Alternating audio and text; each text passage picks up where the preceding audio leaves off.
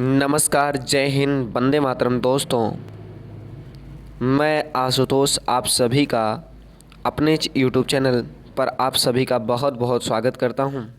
मैं महत्वपूर्ण प्रश्नों की श्रृंखला लेकर हाजिर हुआ हूं। आइए इस महत्वपूर्ण प्रश्नों की श्रृंखला के बारे में डिस्कस करते हैं देर ना करते हुए। पहला प्रश्न है, प्रकाश का वेग सबसे पहले किसने मापा था?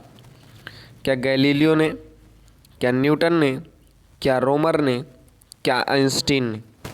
तो प्रकाश का वेग सबसे पहले जो नापने वाला था वो रोमर था। कौन था? रोमर था। न्यूटन ने गति विषय एक नियम दिया था। आइंस्टीन ने प्रकाश वैद्युत का प्रभाव दिया था। गैलीलियो ने दूरबीन की खोज की थी।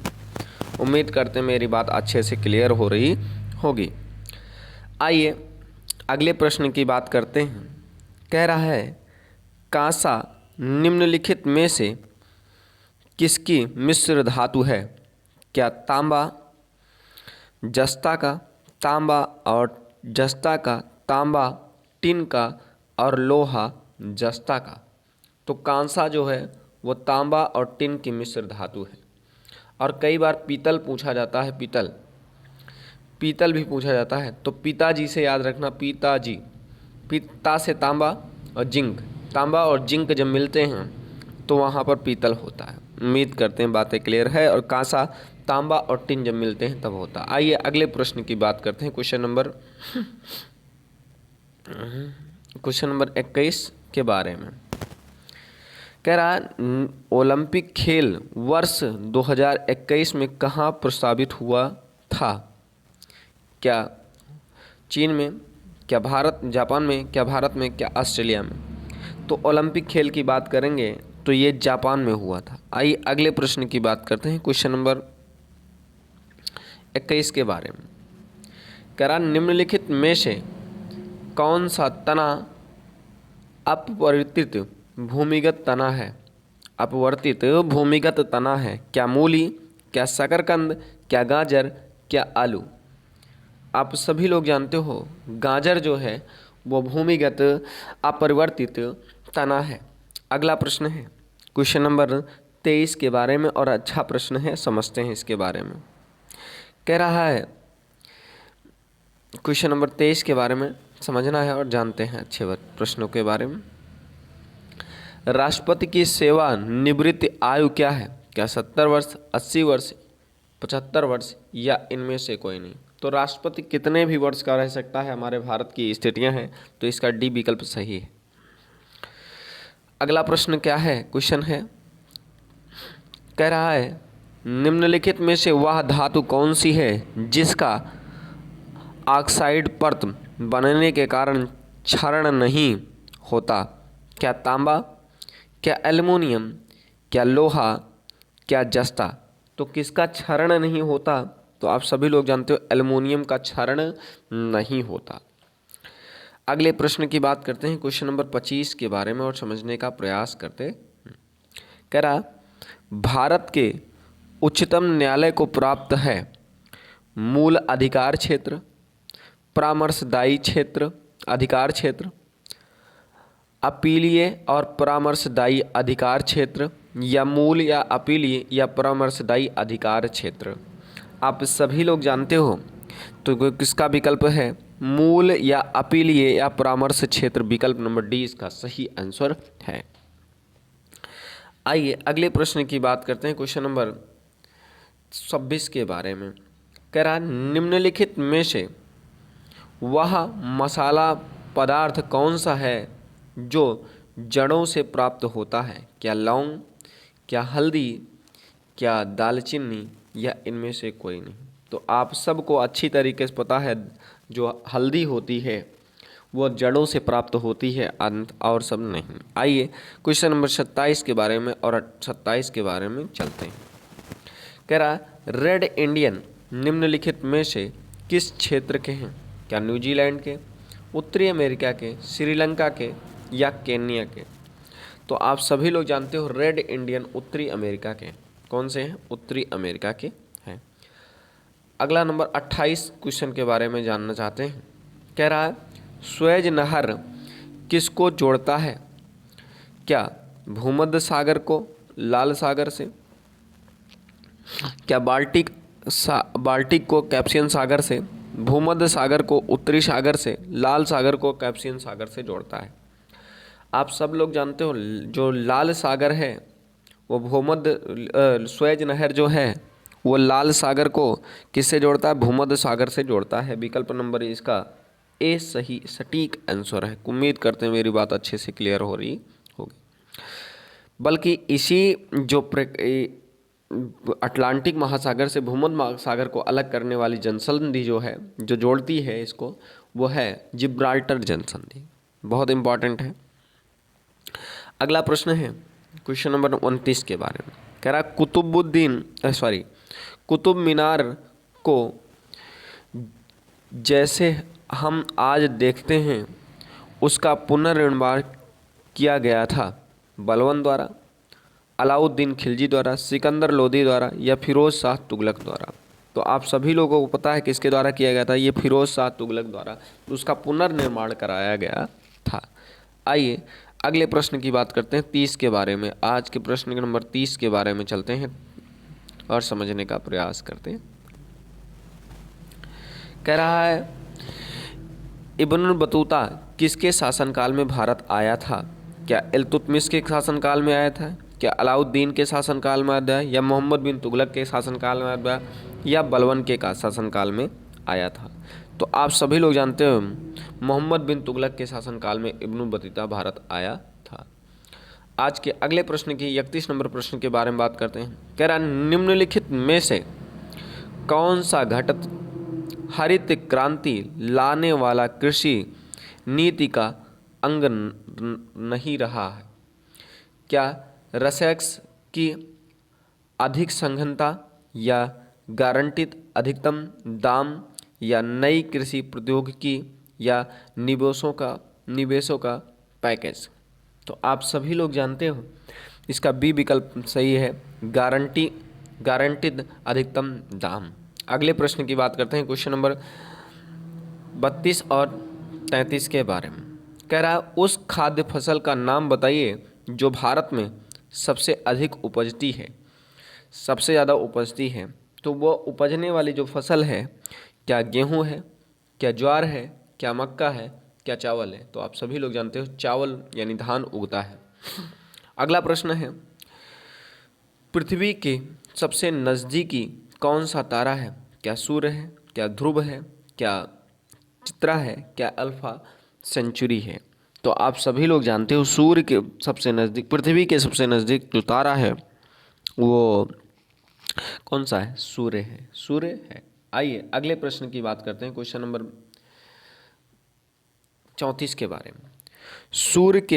सूर्य से पृथ्वी तक पहुंचने में प्रकाश कितना समय लगाता है? क्या 8 घंटे, 8 मिनट, 8 सेकंड, 20 सेकंड? तो 8 घंटे 20 सेकंड या 8 घंटे 20 सेकंड, 8 मिनट 20 सेकंड। तो कितना लगाता है? आप सबको पता है ये लगाता है 8 मिनट 20 सेकंड लगाता है। आइए अगले प्रश्न की बात करते हैं क्वेश्चन नंबर 35 और 36 के बारे में। कह रहा बृहत्तर भारत निम्नलिखित में से किसका घोतक है? क्या राजनीतिक एकता का, क्या धार्मिक एकता का, क्या सांस्कृतिक एकता, क्या सामाजिक एकता का? तो आप सभी लोग जानते हो ये सांस्कृतिक एकता का घोतक है। अगला प्रश्न है भारत के राष्ट्रपति के पास आपात अधिकार है? 4 प्रकार हैं, 2 प्रकार हैं, 5 प्रकार हैं, 3 प्रकार हैं। आप सभी लोग अच्छे तरीके जानते हो इसमें 3 प्रकार के आपातकालीन स्थितियां हैं। अगली चलिए बात करते हैं 37 नंबर क्वेश्चन के बारे में। पादपों में मूल रोमों द्वारा जल जिस प्रकार से अवशोषित किया जाता है वह क्या कहलाता है? रोमों द्वारा किया जाता है तो वाष्पोत्सर्जन नहीं कहलाता, श्वसन कहलाता है, या स्वेदन कहलाता है, या परासरण कहलाता है? तो आप सभी लोग जानते हैं इसका विकल्प नंबर डी है, परासरण कहलाता है। आइए अगले प्रश्न की बात करते हैं क्वेश्चन नंबर 38 और 39 के बारे में। कह रहा है ध्यान से सुनिएगा। कह रहा फूलों वालों की सैर नामक उत्सव कहाँ मनाया जाता है? क्या उत्तर प्रदेश में, क्या कश्मीर में, क्या दिल्ली में या मिजोरम में? तो आप सभी लोग जानते हो ये त्यौहार जो मनाया जाता है वो दिल्ली में मनाया जाता है। अगला प्रश्न है, निम्नलिखित में सर्वाधिक कठोर धातु कौन सी है? क्या सोना है, लोहा है या प्लेटिनम है या टंगस्टन है? आप सबको अच्छे से पता है कि टंगस्टन धातु सबसे कठोर धातु है। टंगस्टन धातु सबसे कठोर धातु है। आइए विकल्प नंबर, अगला क्वेश्चन की बात करते हैं, क्वेश्चन नंबर 40 के बारे में। कह रहा है, वर्ष 1877 के इंपीरियल दरबार में हाथ से काती हुई खादी के कपड़े पहनकर कौन गया था? क्या ए गांधी या बाल गंगाधर तिलक या अगले प्रश्न की बात करते हैं, कौन अगला क्वेश्चन है, क्या बिपिन चंद्रपाल या जोशी? तो आप सभी लोगों को पता है इसके जो विकल्प थे वो जीबी जोशी जी थे। आइए अगले प्रश्न की बात करते हैं, क्वेश्चन नंबर 41 के बारे में। कह रहा, भारत में राजस्व एकत्रित करने के लिए अस्थाई बंदोबस्त की प्रणाली शुरू की गई थी। लॉर्ड कर्जन के द्वारा, लॉर्ड डलहौजी के द्वारा, लॉर्ड वारिंग हेस्टिंग्स के द्वारा, लॉर्ड कार्नवालिस के द्वारा। तो आप सभी लोग जानते हैं किसके द्वारा? लॉर्ड कार्नवालिस के द्वारा ये बात शुरू की गई थी। आइए अगले प्रश्न की बात करते हैं, क्वेश्चन नंबर 50 के बारे में और समझने का, 42 के बारे में और समझने का प्रयास करते हैं। कह रहा है, निम्नलिखित में से कौन सा शास्त्रीय संगीतज्ञ के रूप में प्रसिद्ध हुए हैं? क्या T N. Krishnan, doctor A N. Rajan, B A. Krishnan Sastrigal या टी.आर. महालिंगम? तो आप सभी लोग जानते हो जो प्रसिद्ध हैं वो कृष्णमूर्ति शास्त्री नंगम जी हैं। अगले प्रश्न की बात करते हैं, क्वेश्चन नंबर 43 और 44 के बारे में। 43 और 44 के बारे में 43 और 44 के बारे में बात करते हैं, समझने का प्रयास करते हैं। कह रहा, भारत की अंतरिम वायसराय कौन था? अंतिम वायसराय कौन था? लॉर्ड लियोन लिथगो या लॉर्ड बेबली या क्लीमेंसन एटना या लॉर्ड माउंटबेटन था? कौन था? लॉर्ड माउंटबेटन था। अगला प्रश्न है, अंतर्राष्ट्रीय आपराधिक पुलिस संगठन का मुख्यालय कहाँ है? क्या लंदन में है, क्या चीन में है, क्या मॉन्ट्रियल में है, क्या पेरिस में है? तो आप सभी लोग जानते हो पेरिस में है। कहाँ है? पेरिस में है। आइए अगले प्रश्न की बात करते हैं, क्वेश्चन नंबर 45 के बारे में। दादा साहब फाल्के पुरस्कार प्राप्त करने वाला पहली महिला कौन थी? क्या नरगिस दत्ता, देविका रानी या उमा देवी या सुलोचना? तो कौन थी? आप सभी लोगों को पता है ये विकल्प नंबर आपका जो सही है सी, देविका रानी जी थी। अगला प्रश्न है क्वेश्चन नंबर 46 है, भारत का पहला उप प्रधानमंत्री कौन था? मोरारजी देसाई, गोविंद वल्लभ भाई पटेल, देवीलाल? तो आप सभी लोग जानते हो भारत का पहला उप प्रधानमंत्री जो था वो कौन था? वल्लभ भाई पटेल जी थे। कौन थे? सरदार वल्लभ भाई पटेल जी। अगला प्रश्न है 47 नंबर, इसके बारे में समझते हैं।